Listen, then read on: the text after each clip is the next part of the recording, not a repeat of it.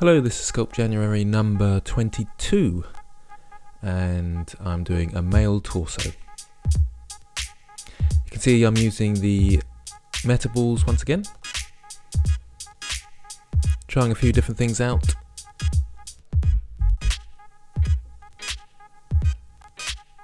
And trying to get close to the shape this time before sort of cutting in half, mirroring and setting up for the sculpting. It's really important to check that your mirror has worked and that it is joined together, clipped together. Clipping must be turned on. Later on you'll see that I made a mistake there and had to tidy the mesh up a bit, and that can be really awkward.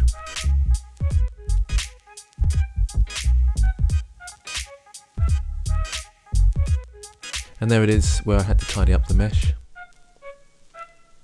In order to do that, I lower the subdivisions of the detail in the die and topo, draw over it,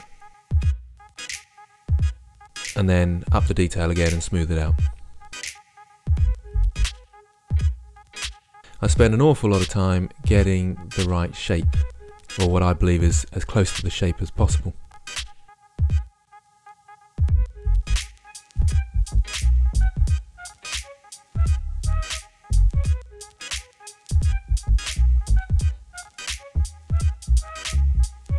I've got lots of reference images.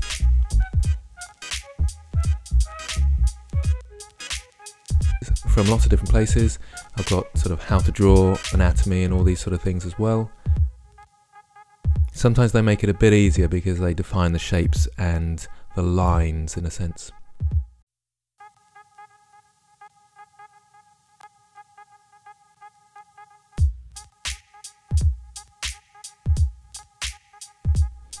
It's quite handy. I'm quite thin and I've got a low percentage body fat, so I can occasionally look at my own body, not quite as muscly as this, but it's handy to just look at yourself and think how that fits in, and those sort of angles that you don't often get in your reference images. Particularly on the shoulders and looking down upon the shoulders from the top, I couldn't find many reference images for that, so I just sort of looked in the mirror and tried to figure it out. I thought my understanding of anatomy was pretty good, but actually the more I worked on this, the more I realised I didn't know and had to look closely at the reference images and try and figure it out. And you can probably see his waist is really long, and that's something I should have got to earlier, and it's not quite wide enough. I noticed later on that he looks a bit hunched as well, so his shoulders are too high. So all these things, you think you're doing okay at the time, but then when you look back at it, you realise you're making mistakes.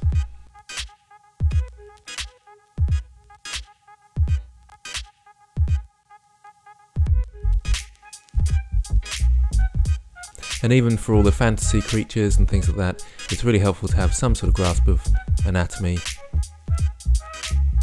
Then you know how things would naturally go together, like the muscles, the way they overlap bones and so forth, because the same anatomy is kind of used in your imagination for whatever it might be.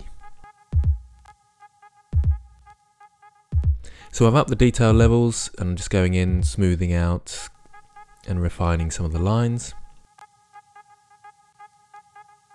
But it took a long time for me to get to that stage. I think at least half the time it took me to do the model was just getting that basic shape, and all these details and things you have to do later on.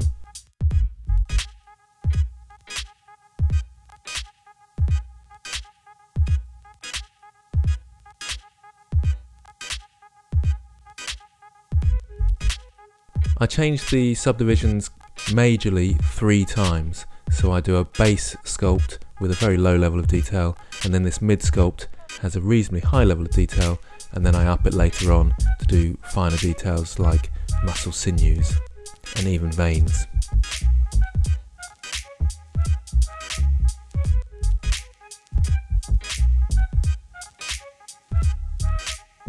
Back anatomy I didn't know very well, so I'm going from a reference image. It's strange though, it depends a lot on how your shoulders are angled and whether your arms are down or up as to the anatomy of the back and what it's doing. So it's quite a tricky one.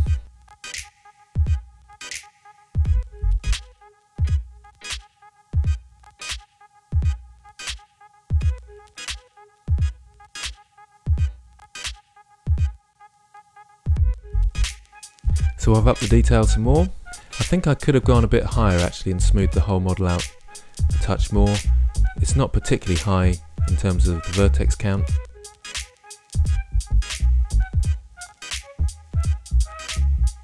So it might have been worth doing.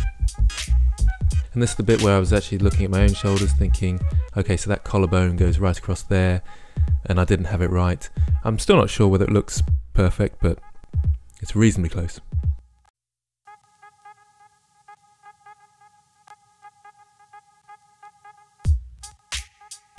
I like these anatomy ones, because I think they're really good for any sculptor or painter to understand anatomy. So as much practice I can get, the better.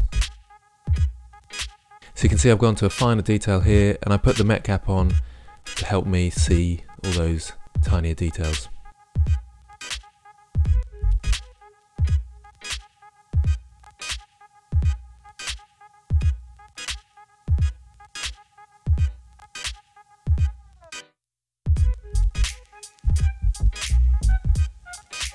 I used the bisect tool a bit later on just to chop off those bits of arm, leg and neck that I don't really need. You do lose a bit of information when you convert to a normal map and you do your baking, but I like to put my models on Sketchfab. It's nice for people to be able to sort of move around them and things, and it's a nice place to show off your models. It also increases render times quite a lot if you've got a high poly character.